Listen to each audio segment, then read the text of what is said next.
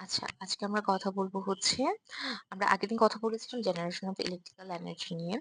সেখানে আমরা কি বলেছিলাম যে যেকোনো একটা ফর্ম অফ এনার্জিকে আমরা হচ্ছে প্রাইম মুভারের মাধ্যমে এনার্জিকে হচ্ছে প্রাইম মুভারকে ঘোরানোর জন্য কাজে লাগাই এবং সেটা যখন প্রাইম মুভারটা ঘুরে তখন হচ্ছে আমাদের অল্টারনেটর থেকে হচ্ছে বিদ্যুৎ উৎপন্ন হয়।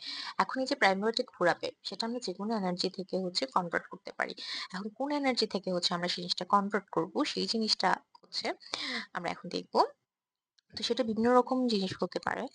আ যেমন হচ্ছে সর্বপ্রথম যদি দেখি আমরা সেটা হচ্ছে সূর্য।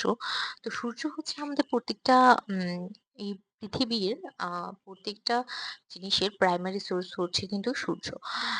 যেমন যদি আমরা বলি জীবাশ্ম জ্বালানির কথাও যদি বলি, জীবাশ্ম জ্বালানি জিনিসটা এলো কোত্থেকে? জীবাশ্ম জ্বালানিটা এলো যে গাছের থেকে আমরা গাছের সূত্র থেকে হচ্ছে গাছ খাদ্য তৈরি করে তার দেহটা হচ্ছে সেখান থেকে তৈরি হচ্ছে এবং সেটা যখন হাজার বছর ধরে কোনো একটা শিলার নিচে পড়েছিল সেখান থেকে হচ্ছে আমরা হয়তো কয়লা পাই অথবা তেল পাই। তো ওইটাও কোনো না কোনোভাবে সূর্য থেকেই আসছে। এখন সেটা যদি বাদও দেই, ইনডাইরেক্ট ফর্মটা যদি বাদও দেই ছেড়েও দেই, তো আমরা আরেকটা জিনিস পাই সেটা হচ্ছে আমরা সূর্যের যে আম বিকিরণ সেটা থেকে যে তাপশক্তি তৈরি হয় যে হিট এনার্জি রেডিয়েটেড বাই সান যেটা বলছি আমরা, সেটাকে আমরা কাজে লাগাতে পারি কিসের জন্য? যে খুব ছোট একটা এলাকায় যদি আমরা অনেকগুলো রিফ্লেক্টর রাখি, সেক্ষেত্রে দেখা যায় যে ওই সূর্যের যে তাপটা সেই রিফ্লেক্টর এর পড়ার পর সেটা হচ্ছে খুব উত্তপ্ত হয়ে যাচ্ছে এবং রিফ্লেক্টর দিয়ে আমরা হচ্ছে করতে পারি।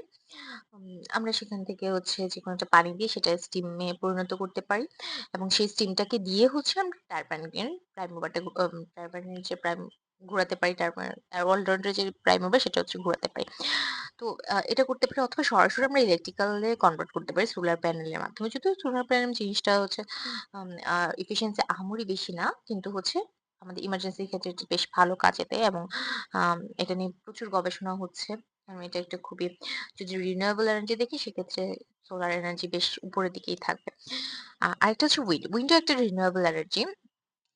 এটাও হচ্ছে আমরা ওই যে বড়, বড় যে আমরা অনেক সময় দেখি যে নেদারল্যান্ডের মধ্যে অনেক বড়, বড় হচ্ছে দেখা যায় নেদারল্যান্ড, নিউজিল্যান্ড যে জায়গার মধ্যে যে বড়, বড় খুব আমরা পাখা ইউজ করছি। সেখান থেকে বাতাসের জন্য জিনিসটা ঘুরাচ্ছি এবং আমরা বিদ্যুৎ তৈরি উৎপন্ন করছি যে বাতাসের ফলে পাখাটা ঘুরছে, পাখাটার সাথে হচ্ছে প্রাইম মুভার লাগানো।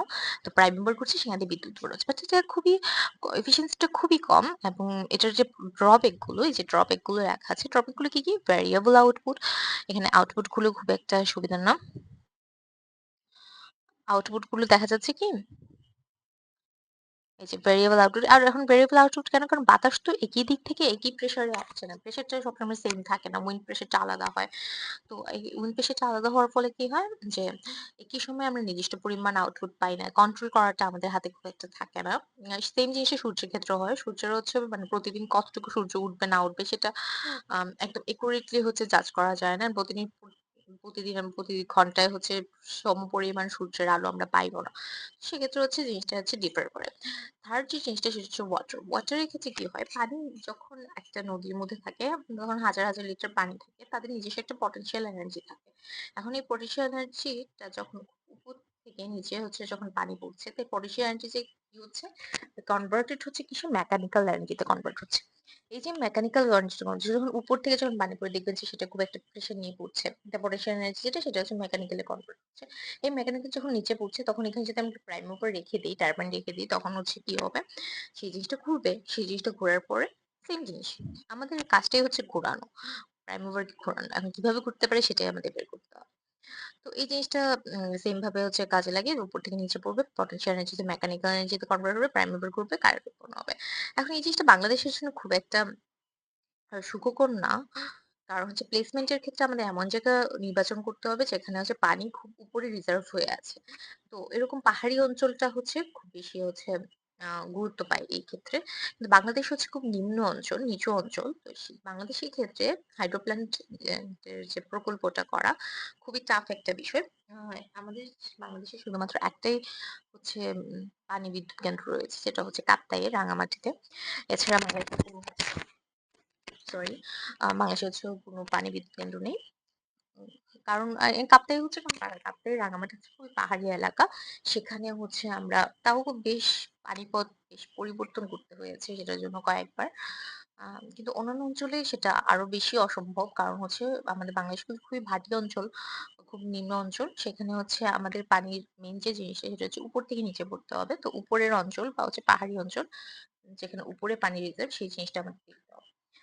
অ্যান্ড সেকেন্ড হচ্ছে তারপর হচ্ছে ফিউল। ফিউলের ক্ষেত্রে হচ্ছে জ্বালানি। সহজ ভাষায় হচ্ছে জ্বালানি যেগুলো আমরা ইউজ করি। তো জ্বালানি বেশিরভাগই হচ্ছে জীবাশ্ম জ্বালানি হিসেবে থাকে। এখানে জ্বালানি বলতে আমরা জীবাশ্ম জ্বালানিই বুঝাচ্ছি।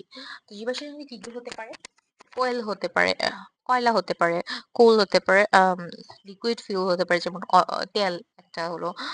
অথবা এটা খুব বায়বীয় হতে পারে, গ্যাস ফিউলও হতে পারে যেমন ন্যাচারাল গ্যাস।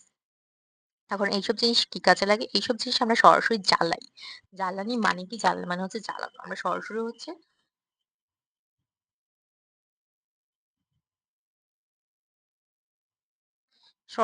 ওই জিনিসটাকে জ্বালাই।